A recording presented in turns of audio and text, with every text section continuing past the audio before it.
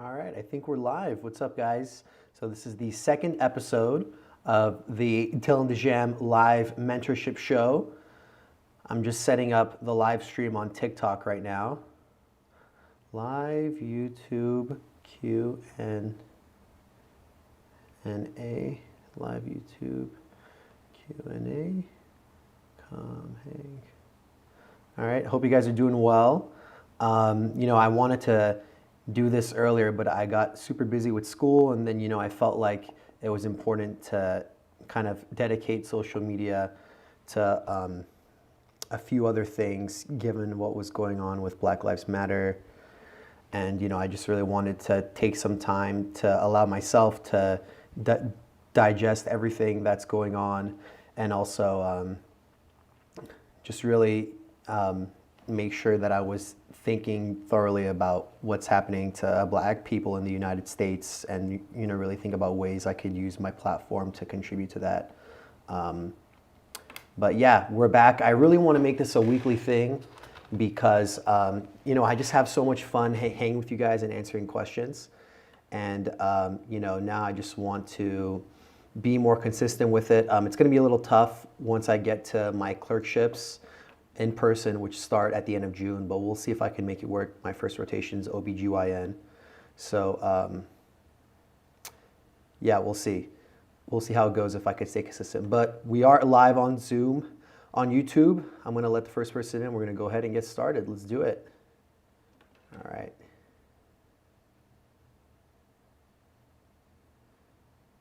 Yo, Christian. Hello. Hey, what's up, man? How's it going? Wait 1 second. No problem. There you go. You can hear me? Yeah, let me just raise the volume on mine a little bit. How's it going? I'm pretty good. How are you? I'm good, man. Where are you from? I'm in New York right now. Well, not Awesome. right now. I live in New York, so. So where are you at right now?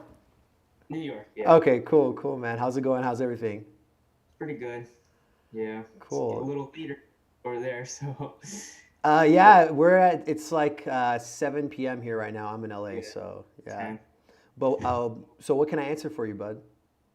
I'm a little bit all over the place, kind of. Not It's really, all good. but I just finished my first year of college, so I'm gonna be a sophomore. So originally I was in a PA program, but I decided that I wanted to pursue medical school. Mm-hmm. So I always wanted to do go into be a doctor. I always wanted to be a doctor, but I always kind of doubted my abilities. I wasn't sure if I was capable of it. Okay. But I grew more confident, and I decided I 100% I want to do it. Mm-hmm. So I decided that a few towards the end of my last semester, so a few months ago. So I didn't really time out when I would take what classes and when I should take the MCAT. And as of right now, I want to not have to take a gap year. So that's kind of what I want to figure out with not figure out, but maybe you could help me decide if I should take a gap year or not. Mm-hmm. So as of right now, I emailed some professors asking for research, if research opportunities, and as they all don't really know what's gonna happen next year. So they're oh, okay, just try emailing us later in the summer, and we'll tell you what the lab situation is, if we're allowed to have how many people we're allowed to have. Mm-hmm. So that's kind of that part for research. Mm-hmm. And so regarding the MCAT, originally I was gonna take it either next summer, so the end of my sophomore year, Mm-hmm. or between the fall and spring semester of my junior year. That's if I wanted to not take a gap year. Okay. So to do that, so by then I would have taken organic chemistry and biochem, and my gen chem and gen bio. But I was on Reddit and other places, and they were saying, oh, you should take cell bio and genetics and human physiology. So would you recommend having to take those courses, or? Dude, I'm gonna be real with you. I feel like for the courses that you don't end up taking prior to the MCAT, like you're gonna be able to learn that stuff. I mean, like in any like I feel like any first year like intro bio, like are you like a bio major? Have you taken bio before and stuff? Yeah, I completed both my general bio, like one Yeah. and two. So I mean, like that's the sort of stuff that's really going to be on the MCAT on the most part. There is some more like niche biochemistry stuff, but I'm of the perspective that like the stuff that you have to learn on the MCAT is not as thorough as the stuff they're going to test you in class. You know what I mean? Okay. So like I don't think it's as necessary to take like every single like specific bio elective as it pertains to the MCAT, like cell bio and Okay. like I took the MCAT without ever taking physiology. I never took a psychology course. I never took a sociology course. So like I self-taught all that stuff, and I find that like as long as you don't freak out about it and kind of have like a good feel for where you're at, you'll be able to kind of adjust accordingly and self-teach the things that you feel like you're not as brushed up on. Like as long as you have like a year of chem, OChem, and bio and stuff down, like I mean, like it's gonna be fine, like in my opinion. But at the same time, right? Like I wouldn't rush to take it just because you don't want to take a gap year, right? So it's kind of like we're in like this like in between where you kind of just have to be able to get a feel for where you're at. Like, that was like one of my worries. Like, am I rushing the process? Like, I definitely don't want to like have to. If a gap year is what I need, then I'm willing to have it. Well, But so the way that we answer the gap year question is like, how's your like extracurriculars and your GPA right now? yeah, so I finished this year with 3.7, Nice, that's awesome. and I'm registered for an EMT course this summer, which should end in like the middle of August. Is the So I EMT could, course still gonna happen with everything going yeah, on? Okay, it's definitely happening. okay, So obviously I don't think that would count as like hours towards extracurricular as the course itself, but like I'd start as soon as I have like complete my certifications, so I could do that this summer. And I've Sorry. had a So is there like a pathway for you to automatically get hired after you finish the course, or do you have to like find a job on um your own afterwards? I was talking to some people and they said that like finding a job might be hard, but like definitely volunteering hours is 100%. Okay, Like so I you'll could get do that hours regardless if you want it. regardless, yeah. Okay. And I've had a clinical job like since high school.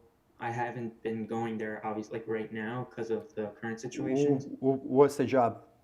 I'm a transporter in a nursing home and rehabilitation center. Okay, so it So sounds like you have a good like sizable amount of clinical experience already. yeah, I have a little bit, but since I've like I've had more hours from high school than now doing that, Okay. because like with college I wasn't really able to go as often as I would have liked to. So I have a little bit less hours, but I do have like a good amount of hours from that job. And it's kind of like it's really like the MCAT thing and the research is what I'm a little bit worried about if I should not take a gap year. So in terms of extracurriculars right now, it's mainly just the EMT thing, which you're training for, and then Yeah. the patient transport thing that you were doing in high school, and that you can still return to if you wanted to. Yeah, I always have that Okay. available to me. Yeah, at this, like, do you kind of have an idea of like the sorts of things that you're like, like in terms of clinical experience, I'm not super worried about you, but like, depending on where you go to school and the amount of research opportunities there, I think it would be good if you could dip your toe into research for at Yeah. least one semester. Um, Um, I I'm able to get like research opportunities for next summer, but I was hoping to, well, with what you said, I was hoping to take the MCAT next summer, so I don't know if it'd be a good idea to combine research while studying for the MCAT. I would not. Personally, Yeah, I think the whole point of taking it over the summer is so that you don't have to worry about anything else, right? So, you know what, man? It's kind of too early to tell, right? Because you kind of, like, it's still very early, right? So I think, like, in your case, what I would do is, like, of course, maintain the awesome grades that you've already been getting, and then try to add on more extra curriculars, whether it's research, whether it's some leadership activities in a club or two at school, or like a job or whatever. But then, I think at this point it's kind of early to know like whether or not you're going to end up taking a gap year. I think it would be better if we reassess the situation like maybe yeah. a year from now. So would you still recommend taking the MCAT at the end of my sophomore year then? I mean, I would reassess how you feel about it, a few months before sophomore year ends. You know what I mean? Like, we don't have to really worry about registering or anything for now. I don't even think the dates for next year are out for registration, right? At this point, I would just, school is going great. I would continue to dip your toe in different extracurriculars and see what you like. And I would also try to build like depending on what your hobbies and passions are. I see there's a basketball poster in the back. Like Yeah. I would also maybe kind of try to find or build an extracurricular opportunity that has to do with something that you love. You know what I Okay. mean? So like, what do you do outside of school? So, obviously, so I'm into basketball. I actually do like some basketball training with little kids from my church. Okay, So cool. like we do like some basketball camps throughout the summer usually, but obviously it hasn't had been able to happen Yeah. now. And I'm really active in my church. I'm like pretty Okay. religious kind of. Okay, cool. So yeah, it's something I'm passionate about. Okay, cool. So like, is there any other extracurricular that you forgot to mention other than the church and like basketball stuff? Mhm. That's Like like not hobbies medical or related? like Whatever I you think of. well, I have a job at a pharmacy, but I don't think that will add to anything. Well, no, I mean it's stuff that occupies your time outside of school, like so like what occupies your time? You Oh already yeah, right. forgot to mention two awesome things. So yeah, I have a job at a pharmacy. I've been doing that for a few years. Hmm. The transporter job I've been doing for a while. And since school kind of just ended recently, I haven't been able to get into much, but Hmm. that's kind of. And I've been wanting to like I don't know, it sounds kind of corny, but I've been wanting to go to some like food shelters, like homeless food shelters, because Hmm. I'm kind of like I feel really like I want to help the like the underserved communities. Okay. So I know it sounds corny, like kind of sounds kind of stupid, but I I want to mean, like no, I mean it's not corny if it's something that you genuinely want to do. I don't think there's anything corny about it. yeah, I've been wanting to look like do that more often this summer if I can, if it's like available to me. Uh-huh. And that's kind of it right now. Yeah, dude. I mean, like, for now, we can tentatively plan on, taking the MCAT next summer and trying to do things without a gap year. It's just kind of, I think the main thing with a gap year is one, is your GPA. Do you feel your GPA is going to be competitive enough at the end of your third year to apply to med Yeah, school? And the other thing is, like, do we feel like our extracurriculars and stuff are going to be good enough by then? You know what I mean? yeah, hmm So this is all things that we don't know right now. yeah, You get what I'm saying? yeah. I had some other questions. Oh yeah, See oh if yeah, go ahead, man. I'm missing anything. Um, so for my personal statement, like, so for really like for me, like the reason I went into like PA initially instead of like wanting to do medical school is because like in high school, like I felt like I didn't have like the capabilities and like some like teach like not I don't want to like blame it on teachers or anything, but like Hmm. I always felt like I wasn't like smart enough or whatever. Do you What think that made you comes? feel that way? Or like, what do you think was like at the core of that?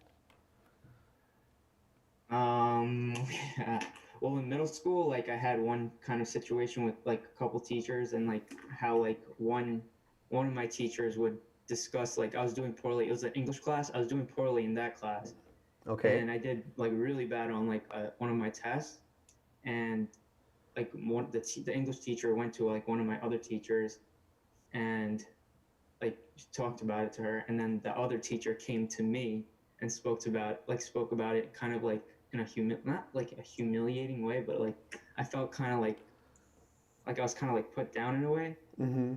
She was like, oh, like look at like you're not do like like you're not doing good or whatever, like look at like everyone else is doing better in that kind of way. Mm-hmm. So ever since then I kind of like a low self-esteem, like oh I'm not that smart, blah blah blah. Like a low, like academic self-esteem Yeah, almost. like a low academic self-esteem, like I didn't think I was like capable of like pushing myself, and I kind of like just fit into that role for myself at a young age where I didn't like try pushing myself But like when I went to college, I was like, okay, I want to like start fresh, like have a new mentality, Mm-hmm. work harder towards school, and it's been different, obviously.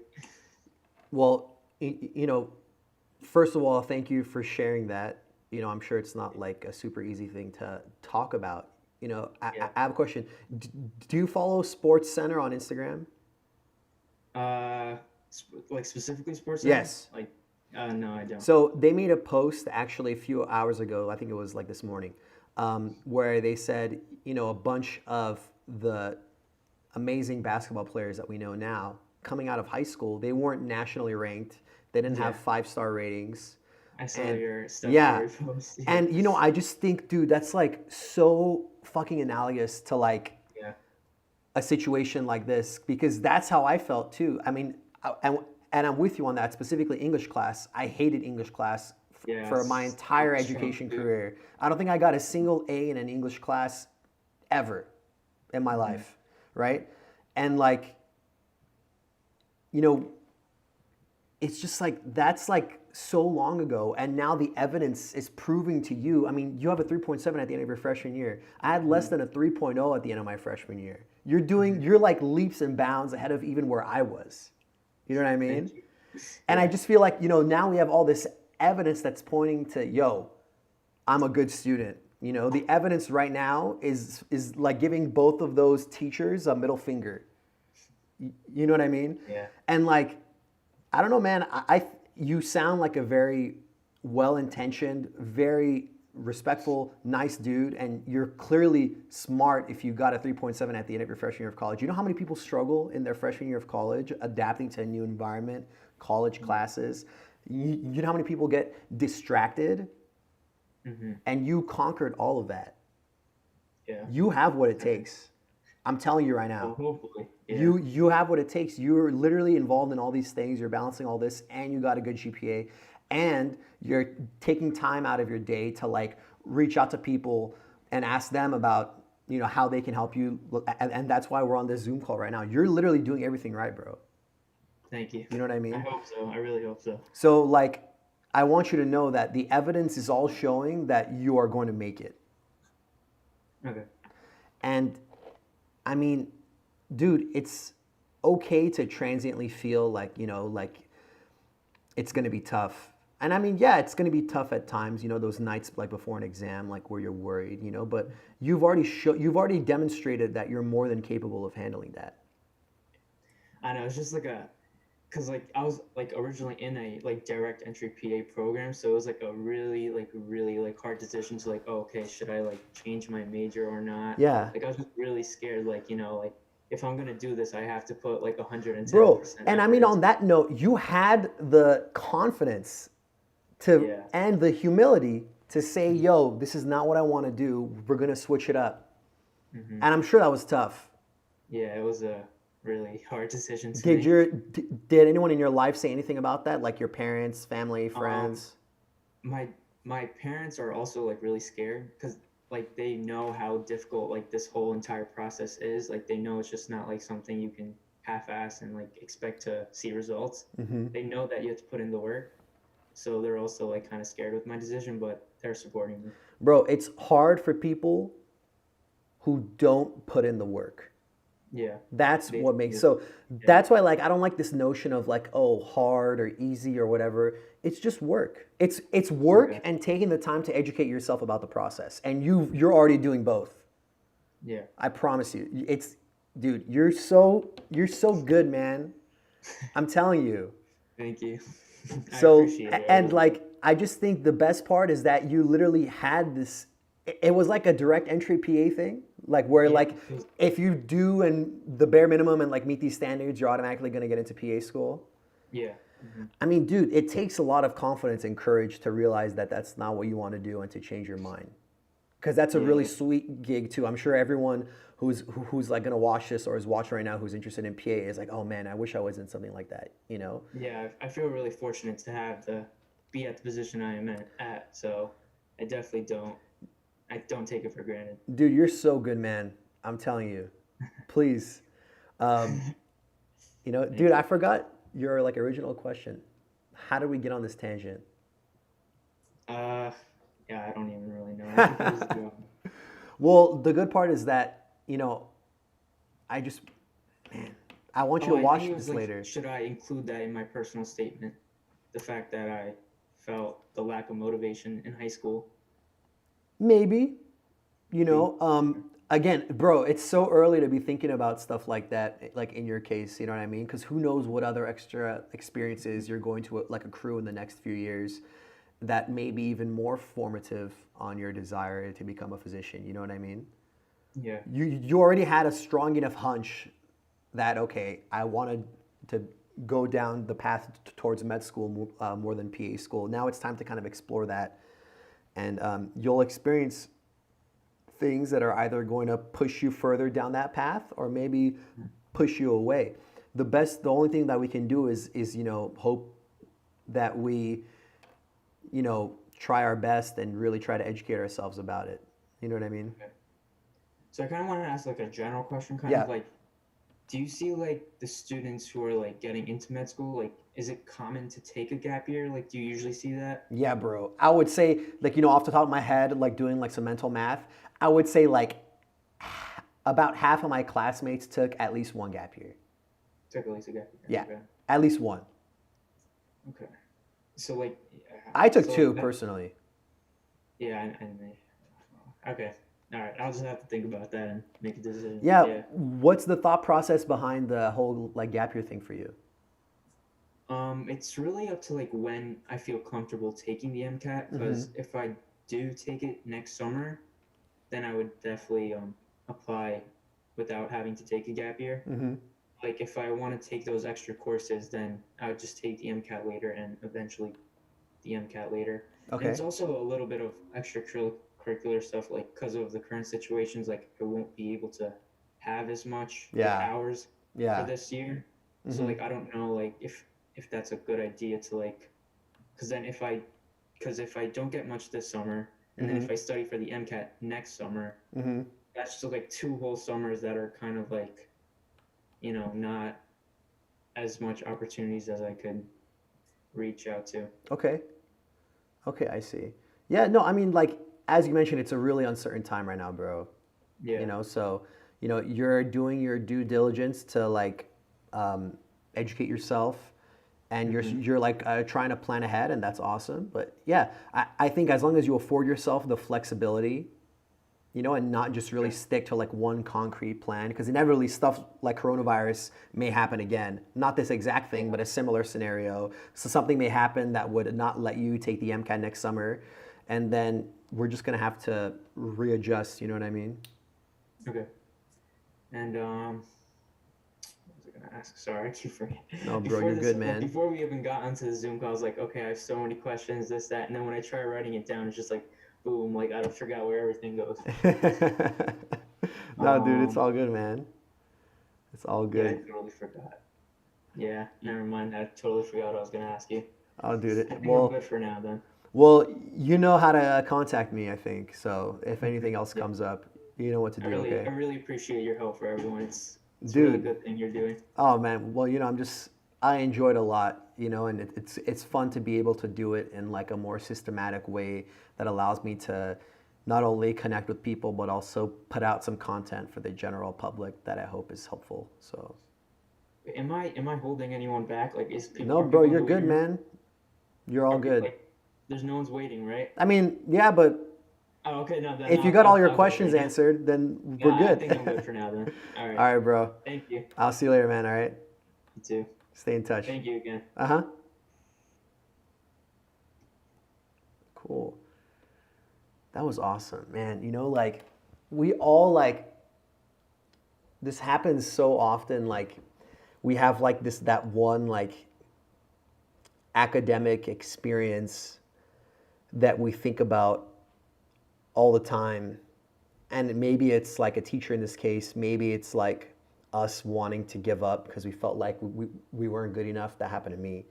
Um, Maybe it's, always being compared to a sibling who you feel like you're never going to be like or similar to in terms of accomplishments, whatever that means. But yeah, that's crazy. All right, I'm gonna scroll through the TikTok feed.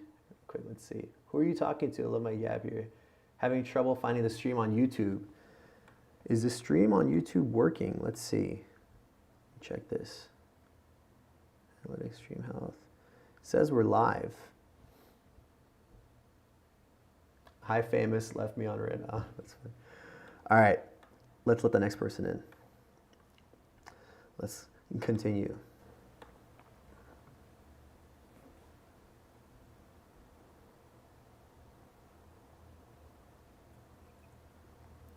Hello. Hi. Hey, how's it going? Good. How are you? Doing good. Where are you from? I'm California. Okay, cool, man. So what can I help you with? Yeah. First of all, thank you so much for taking the time out of your day to, come here and help me. I really appreciate it. Yeah, of course. So the first question I have is, do you think that like classes? Already graduated from high school, but I never took, like AP chemistry and AP physics and science related AP classes. So do you think taking those AP classes in general makes someone successful in college science classes? So for example, organic chemistry personally just sounds intimidating because for me, I only took, just like you, I only took regular chemistry sophomore year. I never took honors or AP chemistry, just that 1 year of chemistry and I was done.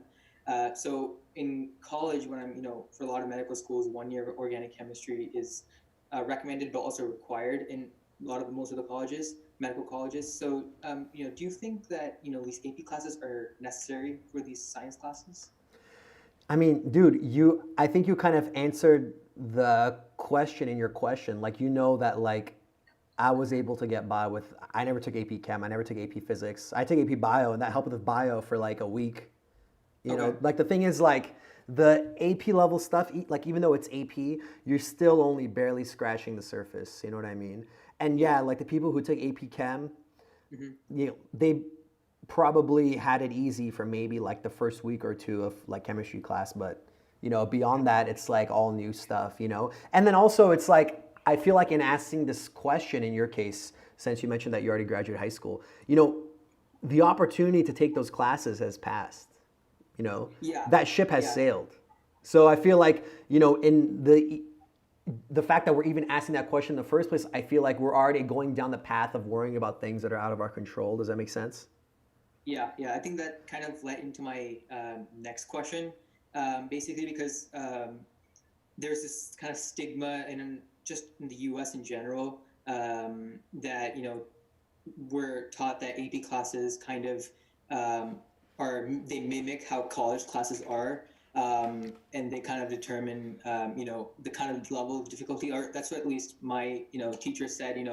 If if you say for AP psychology, right, if you get a 4 or 5, that means say social psychology in college is going to be easier or something like that. Mm-hmm. So people always told me that it kind of determined the level of difficulty of the classes that you can take in college. And so unfortunately, I did all right in the AP exams, but not, to the expectations that teachers had and etc.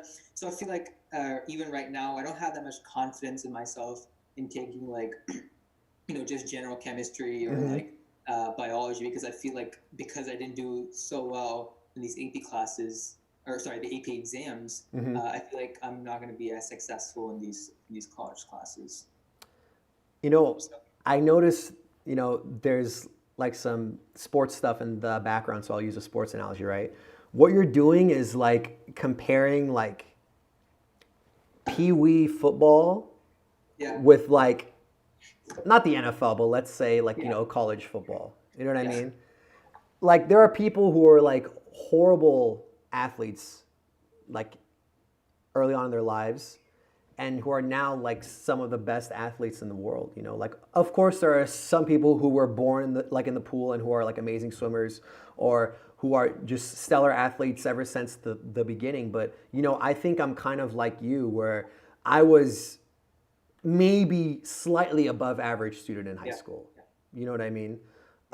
Very slightly. And it just dude, it's totally different, man. You know what I mean?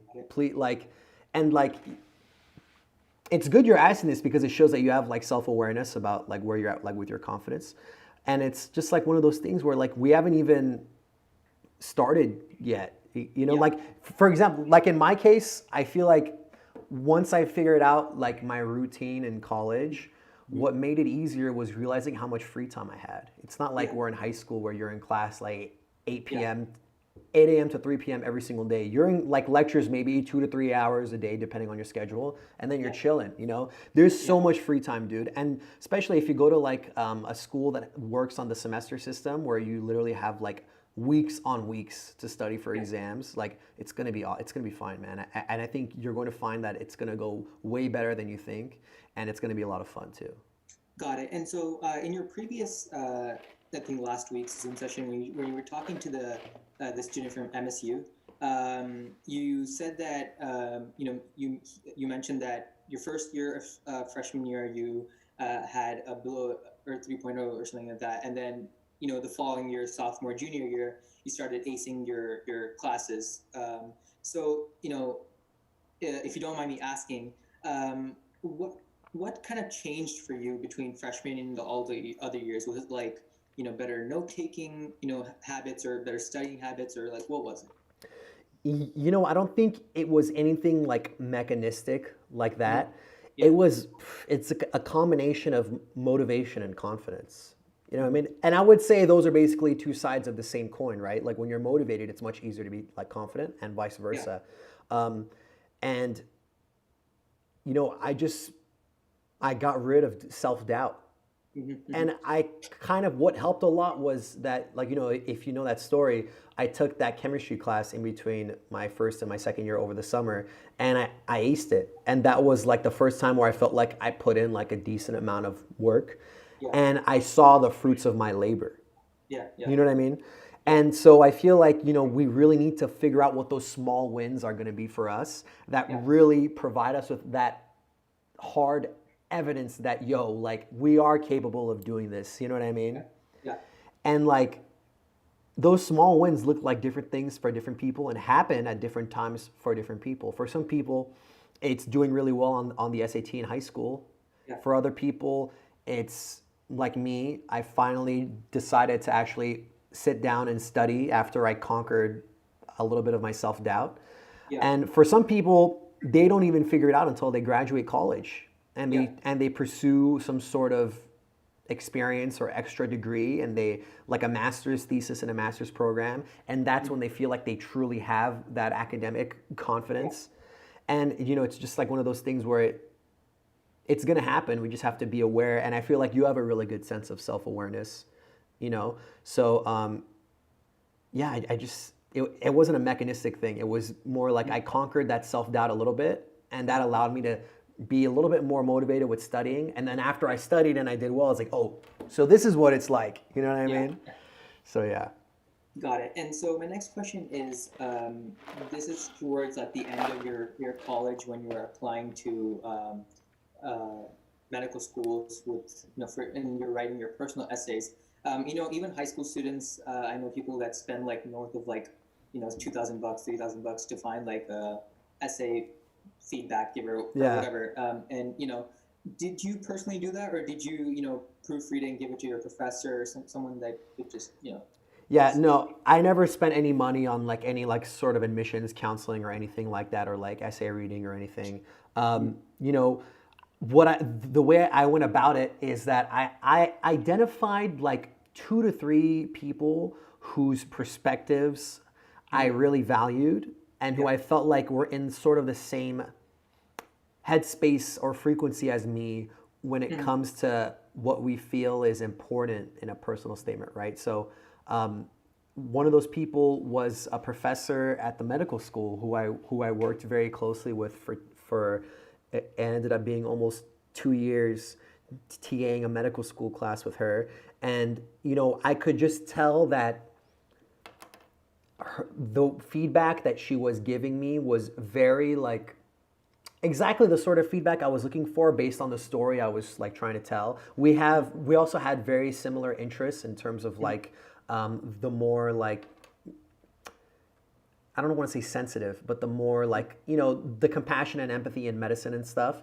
Yeah. And so because she was into that stuff and that was a huge part of my story, I felt that it was appropriate to really focus on her feedback and her advice, right? So I sent it to her. I sent it to one of my coworkers at a test prep company because he was starting med school a year before I was. And it was just crazy how life happens. I ended up I ended up subbing for him one time, or we ended up like working together randomly last minute. And then I was just hearing him, you know, talk and teach, and I was like, oh my gosh, this guy sounds super cool and super nice. And it was just a spur of the moment, like, you know what, I'm just gonna like email him and be like, hey, it was really nice working with you. I'm actually applying to med school soon. Like, you know, is there any chance that we could hop on the phone or something? And he ended up being a very powerful mentor for me all through the application process, you know. So those are the first two people that come to mind. I think that, so there are going to be some people who you send every single draft to, and then there's going to be some people that you just send your first draft to and see what they say, because everyone kind of gives feedback in their own way. And at the same time, it's kind of on us to identify, like, okay, like, how do we feel about this person's feedback? Like, do we think that this is valuable based on our interests? And then it's also recognizing that if you send it to like 10 or 20 people, everyone's going to talk from a different perspective. And at the end of the day, it's going to paralyze us with like indecision as to whose advice do I listen to, you know? So I think it's just a matter of like picking 3 or 4 people whose opinions you really value and whose values you think align with the things that you're passionate about. Got it. And this was all during your gap year between college and med school? Yeah, so this is like a few months before, like basically the months leading up to June, where June of my first gap year, when I was getting ready to submit my primary application. Got it. And so the next question I have is, so in high school, I did, I don't know if you've heard of it, Coursera. It's like the certification program online. So they give online courses basically in places like Stanford, you know, University of Chicago. It's like $25. And basically once you're done with the program, they give you like a certificate. Do these, so they're basically certification courses. And I did one in neurobiology from the University of Chicago. Do you think that these kind of, you know, they don't give credits, but these kind of certification courses make any impact on, you know, your medical or your med school application? You know what, dude? I really don't know. I'm not super. I've heard of Coursera. I'm not familiar with these sort of certification courses. What exactly did it entail? So basically, it's the first like it was like a 6-week course, and so for the first 3 weeks, it's basically neuroanatomy, and then the next 3 weeks you basically partner up with a student online, and you basically make a project about you know, the information you learned in the first 3 weeks, then you incorporate it in some kind of real life situation, basically. Yeah, no, I mean, like, if you thought it was particularly meaningful and if it inspired a certain interest in a certain field, you know, then you could make it a part of your story. In terms of like contributing to like the numbers side of your application, I'm not sure what that would mean. Also because it's kind of sounds like you like did it during high school. Yeah.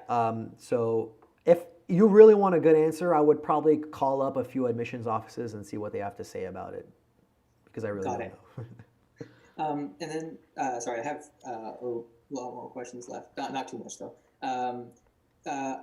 So I'm taking some general education requirement courses this summer because I do know general education courses, if you like combine them together, they do take maybe like a semester or maybe even 2 semesters to finish in college. So I'm planning to do it over the summer right now, and I think if I finished them, I could maybe do like, I could finish college in like 3 years, if that makes, instead of the conventional 4 years. And so I was planning to do like a master's or like, you know, a 1-year MBA program. Do you think that this impacts in any way, you know, when we go to medical school? It may, you know, my biggest concern with like master's programs is that I think a lot of people think it's going to make this huge difference, where I think a majority of the time they either don't have to do a master's if they want to go to med school, Or if they want to do a master's, they need to do a master's in something that they actually enjoy and are passionate about, and that contributes to their real story, and not just a master's that they think is going to look good on an application. You know, what's your reasoning for wanting to, or the interest in the MBA program? Well, so eventually I think when I DM'd you, I told you this, that I want to eventually, I hope to become a neurosurgeon. And so in college, in undergrad, I want to do a neuroscience major. And so the specific Master's of Science program I was looking at was at University of Florida. It's a biomedical neuroscience master's. And I just read the description. It just sounds, you know, really, really interesting. And I just thought maybe I'm pretty sure master's, you know, gives some research opportunities. So maybe doing some, you know, amazing research in that field would be great. So that's my reasoning behind why I want that. Yeah. So, you know, I'm really glad that we're talking about this because I think this is going to help you out a lot, and also the people listening. You don't have to do like a formal program to do research. You know, so if you're interested in neurosurgery, the only degree that's going to make a difference of you becoming a neurosurgeon is like doing a PhD.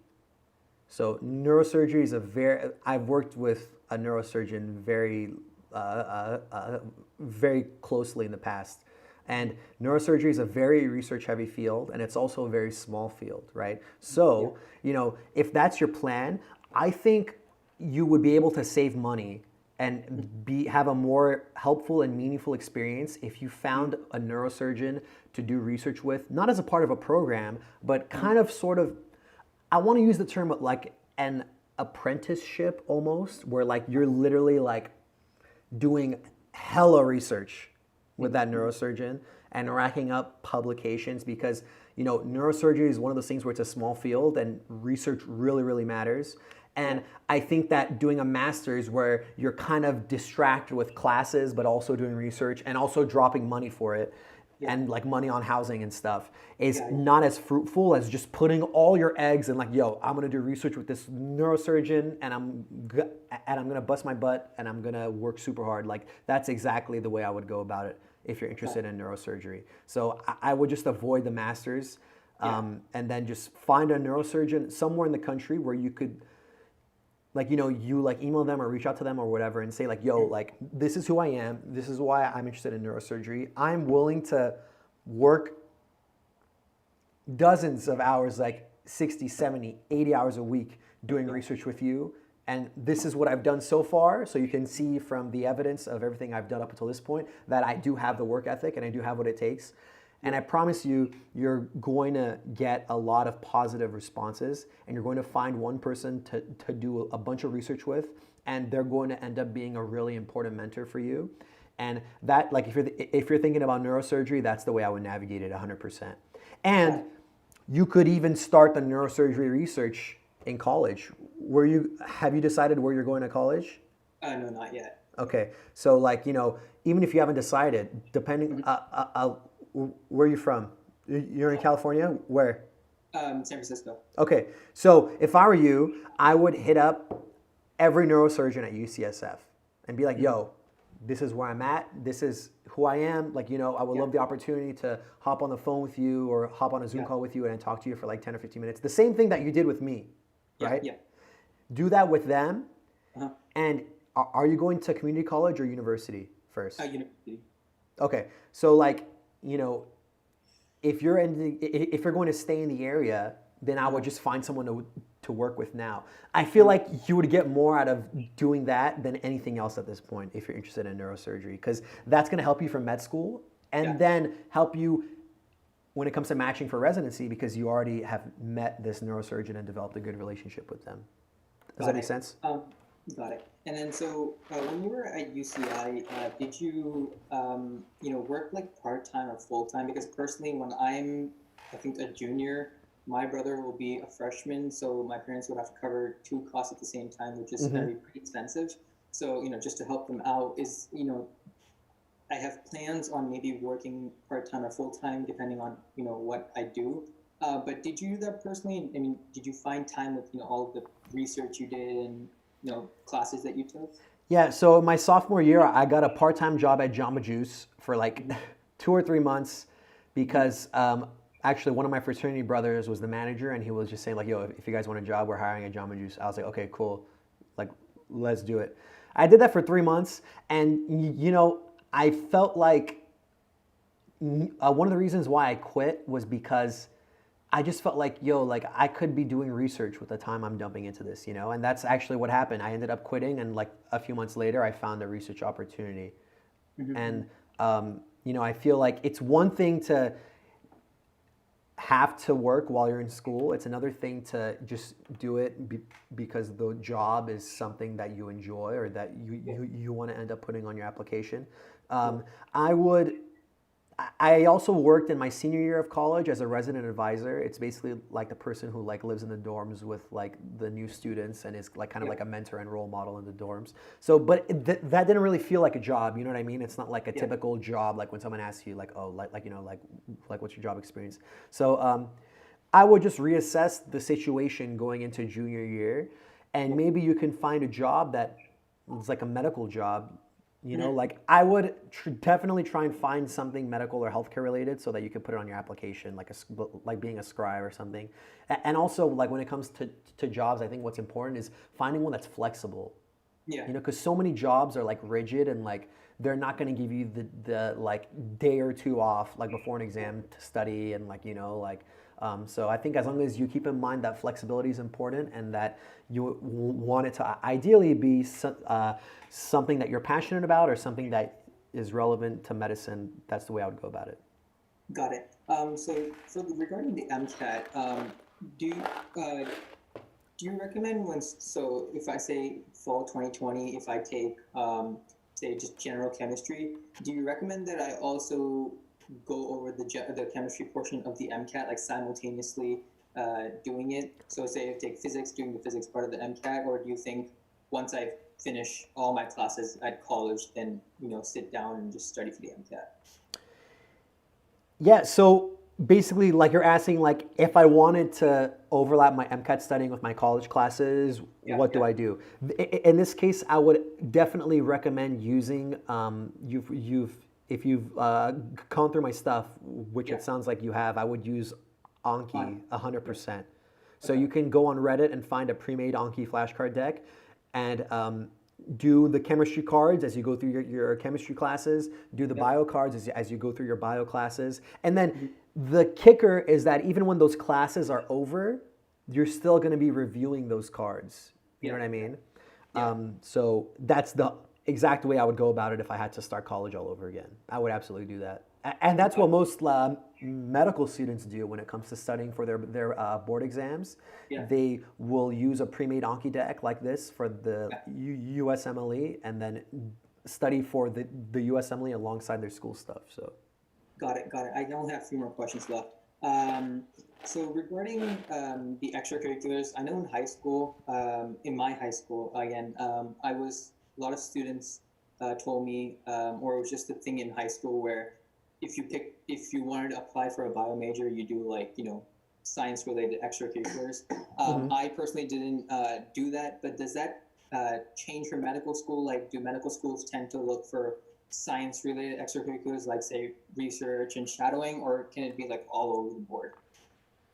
Are you talking about the extracurriculars that you do in college? Yeah. Oh, no, it can be all over the board. I mean, like, one of my most meaningful activities was having a radio show. Yeah. You know, I was an RA. That's not medical related, but it was a job and it had to do with mentorship. So it tied well into my application. I was in a fraternity and it wasn't like a pre-med or like a pre-health fraternity. It was like a frat, you know, and I talked about that a lot as well. You know, this brings up a good point. It's important to do things that have to do with, you know, your application, but at the same time, like, you need to do the other things that you enjoy too, because that's what's going to set you apart. You know what I mean? Like, you have all this sports stuff and like sneakers and stuff in the back. Like, you need to be doing stuff like that alongside all this other stuff. Because when they want to get to know who you are, that's the sort of stuff that's going to make you different from every other person who had the GPA and the MCAT and the shadowing and the research and stuff. You know what I mean? So regarding, you know, we always hear the proverbial quality over quantity. For regarding publications and research, Mm-hmm.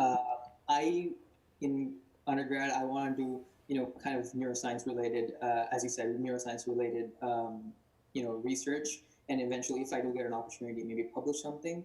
Um, and I feel like if I have more like in-depth research ideas, it may take more than maybe a semester or two, maybe like a year to actually do that research in depth. And so just say in when I apply to medical school, I have like one or two research or publications under my belt. Does that matter? Meaning like what if students have I know I don't. You said that don't compare yourself with other students, but does it matter that some students may have like 4 or 5 publications, and I'm may have like one or two, or how does that look on? Yeah, no, I think there's an aspect sort of diminishing returns. You know what I mean? So Yeah. like having one or two is already a nice thing to have, but like the more you get, it's kind of like it sort of peters off. Yeah. You get what I'm saying? And then it's also the thing about a publication is like so much of it is out of your control, and people know that as well. There's a huge luck component to getting a publication. I remember the first time I found out that I was going to be on a publication, I didn't even know what a publication was. I was like, wait, like it's going to be printed, or like what does that mean, you know? And like that's when I started getting more familiar with it, and the thing is like a lot of the stuff just tends to happen behind the scenes with your PI and whatnot. And some papers get accepted automatically. Other papers go through over a year of revisions and stuff like that, And so there's a huge luck component. So in this aspect, I would just try your best and do what you're passionate about, and then see if you could land at least, get your name in the pipeline for at least one publication. And then after that, a lot of it's just going to be out of your hands. So Got it. And so if it isn't on the publication, it's okay to still put that on my application that I was part of the research, right? like if you don't get a publication, Say I don't get a publication. bro, the vast majority of people are not going to get a publication. Okay. Yeah. The thing is, like, it's becoming more common now because med school admissions is starting to get a little bit more competitive, and people like yourself are starting to think about this sort of shit like way early. You know what I mean? So like that's why more people are getting publications, because they're not like me and they actually did their work and educated themselves about the process very early on, and like that's why. But yeah, it's this. There's such a huge luck component that I don't want you to stress about it. You know what I mean? Got it. And my last question is, I always see these, YouTube videos where people talk about, doing a mock interview. So it's like write up a list of, possible questions that the medical school interviewer might, ask you, and then just, put yourself like it's the actual, interview, and then just say the answers or, talk about it. Did you personally do that? Because personally, I feel like in those kind of situations, I can't even form sentences. I start to stutter and etc. So I mean, like, did you personally do that, or you just went there and just do it? Dude, I'm gonna be honest with you. My personality is very much like just show up and figure it out and like wing it. So that's the way I went about it. I mean, I worked through scenarios in my head. Kind of, and I kind of told myself like, okay, like when we get into medical school interview mode, this is sort of the way that we're gonna navigate and go about things. But I never did a mock interview prior to my actual interviews. It can be helpful for maybe people such as yourself where you feel like you're going to get a little worried or nervous on the actual thing. And, if I think the best way to conquer that, and it's so early for you, and this is great, subject yourself to those environments early on, kind of get in the habit of talking to people that you don't know. And then you'll soon realize that the interview is just that. You're talking to someone that you never met before about who you are, and like telling them what you're passionate about and why you want to become a physician.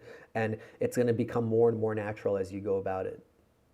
I guarantee you, like if you threw me into a medical school interview where I was at, like in between high school and college, I would have stuttered and stuff too. You Okay. know, so you'll get more confidence about things like once you're actually in college and you start doing the extracurriculars and you kind of develop like that mental schema in your head of like, okay, this is why for sure why I want to be a doctor. You know what I mean? Got it. Those are all the questions I have. Thank you so much for taking the time out of your, busy day. Yeah, no, of course, man. Let me know if there's anything else I can help with. And yeah, I want you to keep me updated with the neurosurgery thing. Yes, I for want you sure. to reach out to those people. Okay? Yes, I'll keep you updated through Yeah. Instagram. Yeah, man. Let me know, okay? Yeah, thank you, Steve. All right, brother. I'll see you Yeah. later. That was good. He had a lot of questions, but that was fun. Let's see. Let's see this TikTok chat. Oh wow, there's a lot. All right, I can't read through all of this, but hello. Ice cream or cake? Both. I put cake on my ice cream. Sorry guys, it's hard for me to like pay attention to this thing during the chat, but if you guys comment on YouTube and stuff, make sure to subscribe. Like, comment, and subscribe, and make sure to thumbs up the video. Okay, let's let the next person in.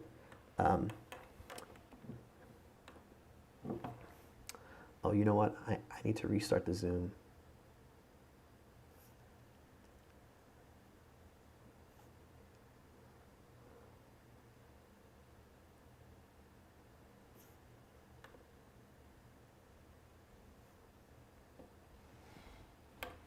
Everyone in chat is heated. I'm sorry, guys.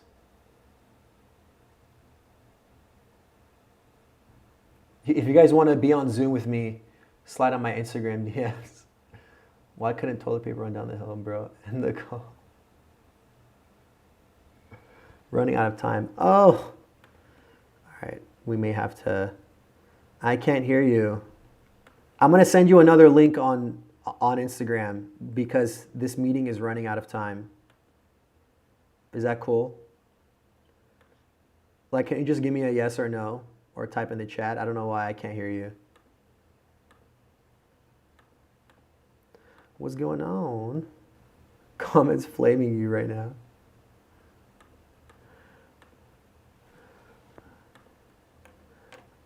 Okay, cool. All right, I need to restart the Zoom because we're cheap out here and we don't pay for Zoom Premium.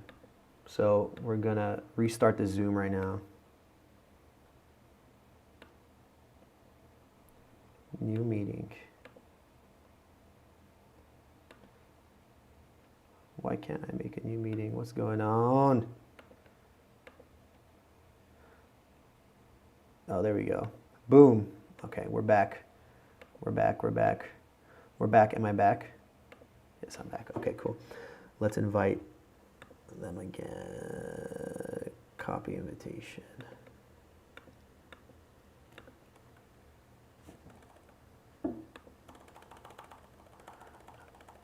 Boom. All right. So while we're waiting, let's go through the chat again. Everyone in the chat heated. I'm sorry, guys. Please don't flame me and don't get tilted.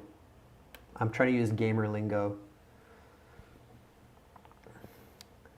I'm thinking about streaming on Twitch. That'll be fun. Are you guys into Twitch?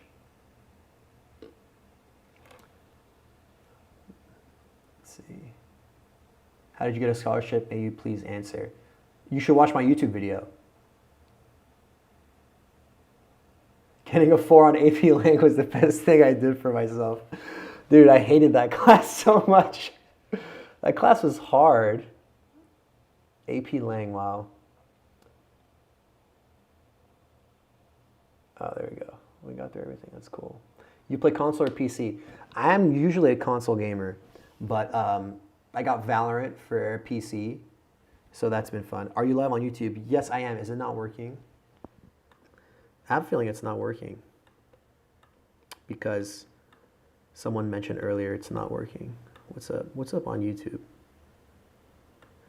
I'm gonna type in the chat. Hello.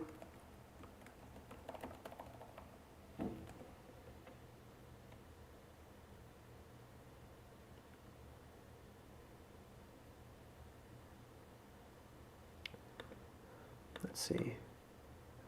I don't know why the last person is not joining. What's going on?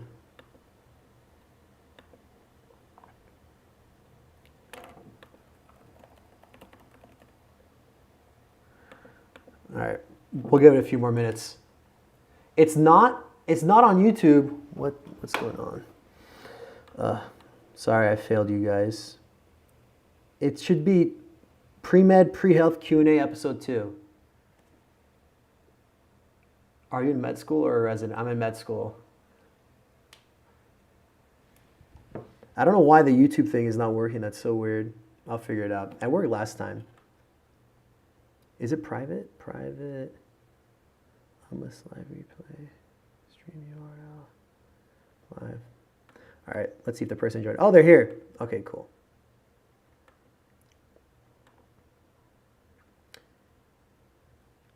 Hopefully it works this time. And this will be our last person.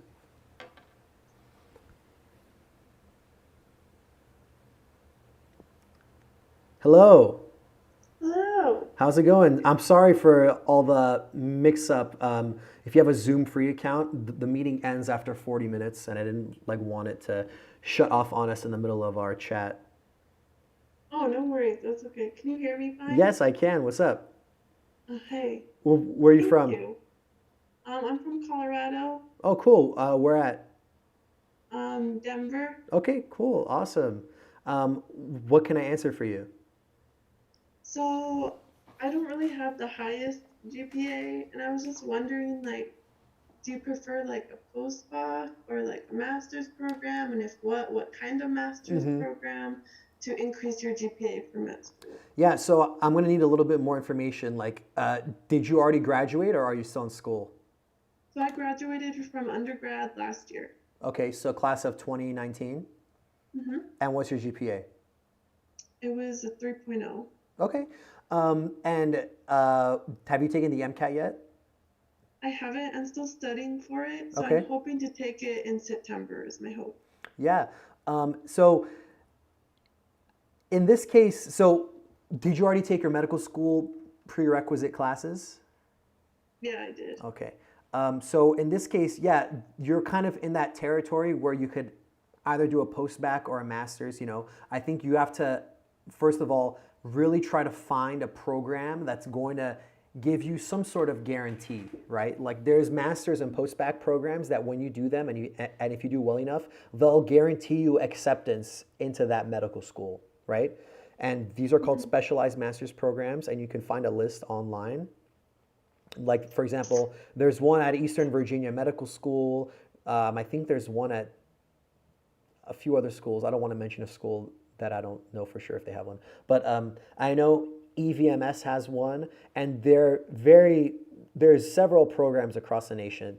And in your case, I would try to get into one of those programs. Sometimes the programs want you to have an MCAT score, and other times they'll like take you in without an MCAT score. So you can do that. You can also do a post-bac or master's program that does not have a linkage like that or like some sort of guarantee. I don't like those as much because, like, why would you want to do something if they don't give you a guarantee? You know what I mean? When we could be doing a program that has a guarantee. So if I were you, I would apply to a whole bunch of programs and trying to focus on the ones that have that sort of admissions guarantee, the specialized master's programs. And then if you don't get into any of those, then you could do like one of those other programs that don't have a guarantee. Does that make sense? But the way that I would navigate it is that I would just apply to as many as you can across the board and just see what happens and see if you can get into one of those specialized master's programs. So that's what I would do. Things I wouldn't do, I wouldn't take like extra classes at a community college to boost your like GPA. I wouldn't like do another bachelor's or anything like, you know, there's at this point, I would just try to see if you can find a way to navigate into like one of those programs that has that guarantee. And that's the exact way I would go about it. Would you recommend like a biomedical master's as well? Yeah, most of these are going to be biomedical focused. Are you asking me like for the masters that don't have a linkage? If they have a linkage, it's going to be biomedical most likely. But are you asking Okay. for like about the ones that don't have a linkage? Yeah. Yeah, I would apply to one that's at least affiliated with a medical school somehow, right? So there's Okay. there's a wide spectrum of these programs, right? Like there's gonna be some master's programs that like, okay, if you do well enough, they'll accept you into their med school. There's gonna be some where if you do well enough, they'll give you an interview. There's gonna be some where they don't have any sort of guarantee, but they're affiliated with a medical school. So it may, behind the scenes, like increase your chances of getting accepted into that medical school. And then there's some that aren't even like affiliated like with a medical school, but they're like science-based masters. And then there's other master's programs that are not even science master's programs, like MBAs and stuff. So this stuff comes in a bunch of different flavors. I want you to focus on the ones that like are going to give you at least a guarantee, or if not a guarantee, if ones that are affiliated with a medical school. Because like when you do something like that, there's a chance that it's going to influence your application to that specific medical school behind the scenes. Does that make sense? Okay. It does. Does it most likely guarantee you like a medical school spot if you do a master's program there? No. I mean, like there's no way to know for sure unless the school blatantly makes it clear in the paperwork, like when you start the master's. But, there's something to be said about, the opportunity to network at that school, like while you're in the master's, the opportunity to get involved in that school and make a positive impact on that school. And if you build a name for yourself at the school, then that may influence your chances of like getting a spot or like getting an interview invite or something. Okay. So it's kind of like a gray area, like when it comes to those programs that don't have a guarantee, but like you're making up for your GPA, which is one, and that's a good thing. And then maybe behind the scenes, you're going to be able to like influence things somehow through networking or whatever. Okay. And then would you consider DO or MD like programs? For the master's programs or like for like med school? Yeah, but like once you want to like go to med school, like what would you consider, MD or DOs? In general, I would just recommend people to go to MD because I feel like the DO route right now, it's kind of, there's a chance it may be more difficult to match into more competitive specialties if you go DO. So that's the only thing. There's that. So the thing is like, that's something that we don't know for sure about yet. So it's not like a hard and fast recommendation, but I think if you want to keep your options open and make things as easy as possible, but based on what you know in the moment right now, I would try to go to an MD school. But DO and MD, it's like literally the same thing. The education is the same. DOs get extra training in this thing called osteopathic manipulation, but based on the DOs that I've spoken with and my friends at DO med schools, that isn't even a significant aspect of most DO physicians' practices unless they're involved in some sort of field that has a lot of therapy or rehab associated with it, such as physical medicine and rehabilitation. But other than that, I mean, the education is literally the same. You're going to be a doctor. It's literally the same thing.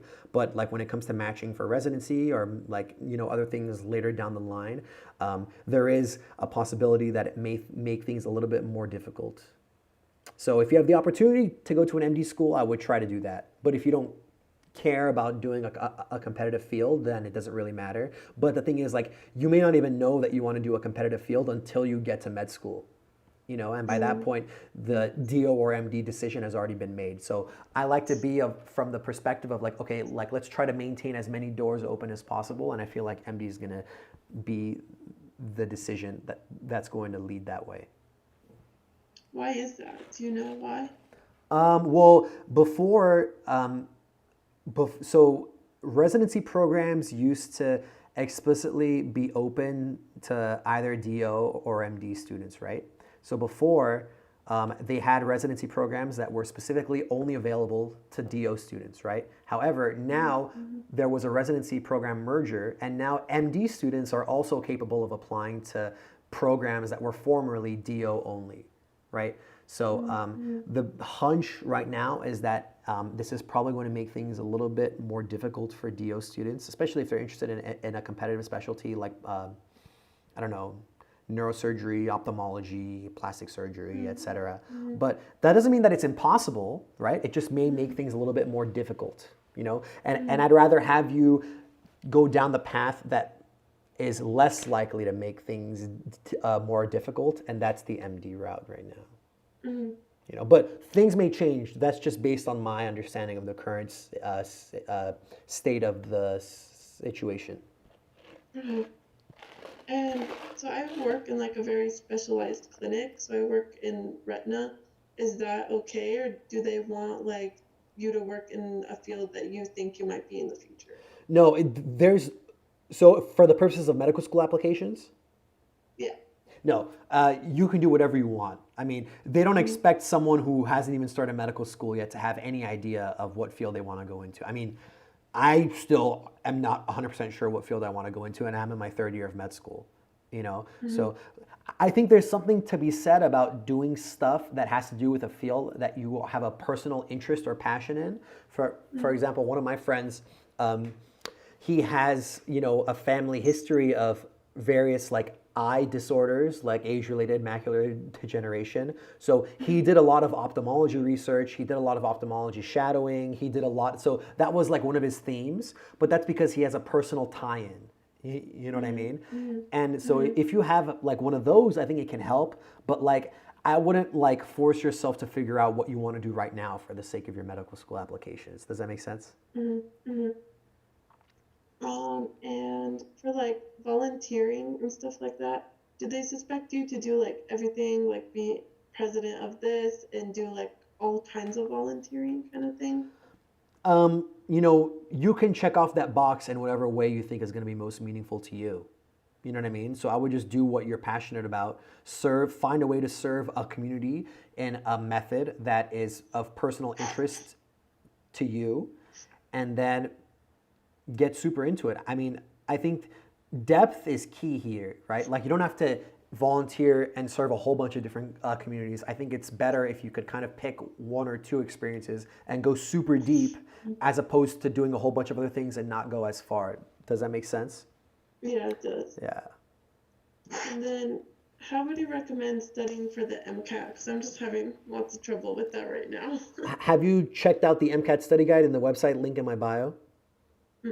So I would check that out, and then you can message me if there's anything I can clarify, and then like maybe we can talk a little bit more about your unique situation.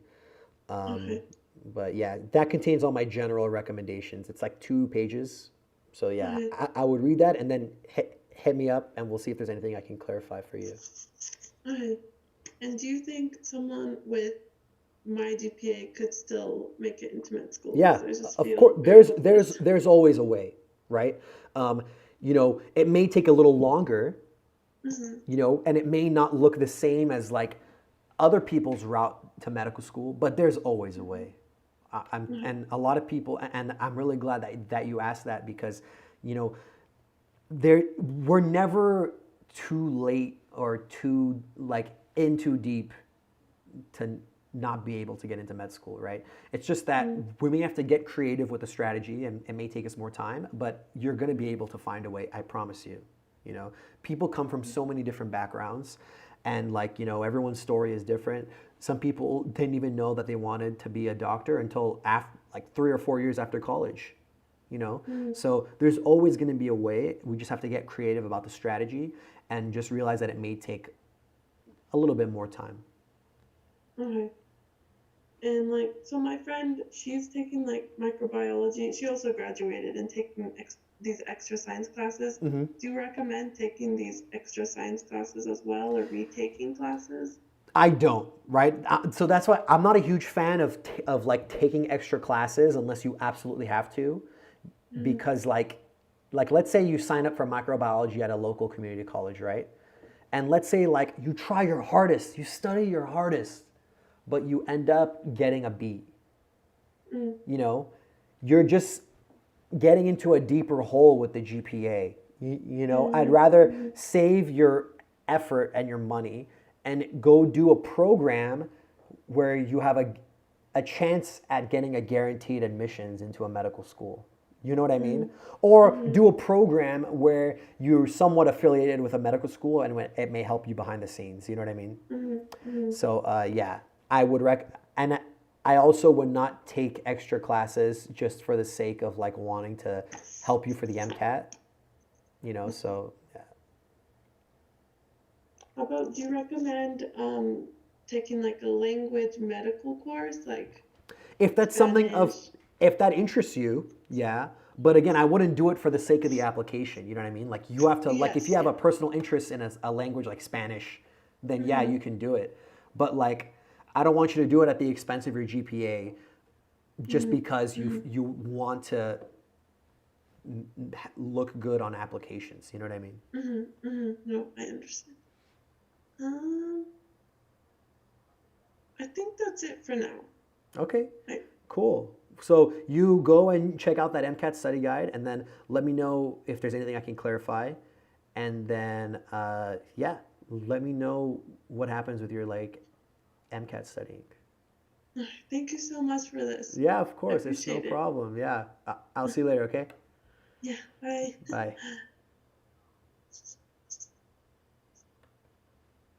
Cool. Well, that was fun. Episode 2 of the Dillon Dejam live mentorship show. That was fun. It's not on YouTube. Man, what is going on? Should I try and figure this out now? That's so weird. Is it listed as private? Age restriction. Oh, I messed it up. I messed it up. Oh, I'm so sad. It was listed as private. I'm sorry, guys. Oh, it's okay. Well, the video is going to be up after this, so you can go ahead and check that out. But thank you for joining us, TikTok. I'm going to do this again in either a few days or next week as well. So if you want to be on with me on Zoom, DM me on Instagram, and we'll pencil you in. But this was a lot of fun. Thanks for hanging out with us. YouTube, thank you. I'll see you guys later. And hope you have a wonderful Tuesday night. Cheers.